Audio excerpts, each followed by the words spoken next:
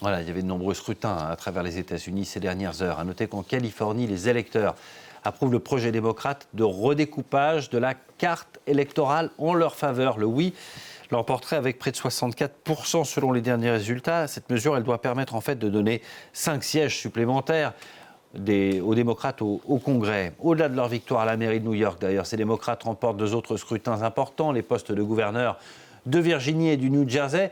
Ce n'est pas un cadeau d'anniversaire pour Donald Trump, lui qui a été élu il y a tout juste un an. Peut-on parler d'un réveil démocrate ou d'une sortie de léthargie? On a posé la question à Mathieu Mabin à Washington. Ce qui est certain, c'est que le camp démocrate que l'on disait toujours à terre, effectivement, depuis le chaos de l'élection présidentielle, qui est encore, j'en suis sûr, très frais dans votre mémoire, ce camp démocrate semble avoir envoyé ce 4 novembre au moins une preuve de vie, si vous me pardonnez l'expression. Si l'on met ces résultats en perspective avec les 9 premiers mois de la présidence Trump, effectivement marqués par une politique décrite comme brutale et clivante par les leaders de l'opposition, on ne peut pas ignorer le signal envoyé hier soir par les démocrates. Les démocrates reprennent la main dans plusieurs États clés, effectivement, vous l'avez rappelé, avec des résultats quand même assez francs en Virginie comme dans le New Jersey d'ailleurs.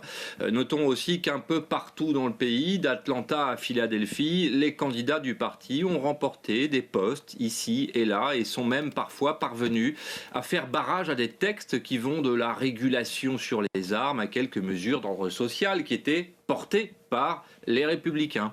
À New York maintenant, le démocrate Zohran Mamdani, que vous venez d'évoquer, qui s'impose nettement à la mairie, reste cependant un cas à part. On le sait, New York est une bulle, une communauté sans équivalent aux États-Unis, dont les réactions en politique sont souvent difficiles à anticiper et même parfois tout à fait épidermiques. Tirer un enseignement de la victoire de Mamdani pour le calquer sur le reste du pays serait globalement le meilleur moyen de se tromper. Et puis, c'est vrai, ces bastions penchent traditionnellement à gauche, mais il y a quand même un point intéressant à noter avec la participation plus élevée qu'attendue. Elle montre incontestablement une base démocrate remobilisée quand même, après un an d'opposition frontale, encore une fois, à Donald Trump. Reste à savoir si cette somme de dynamique locale pourra se transformer à terme en mouvement national à un an, on le rappelle, des élections de mi-mandat.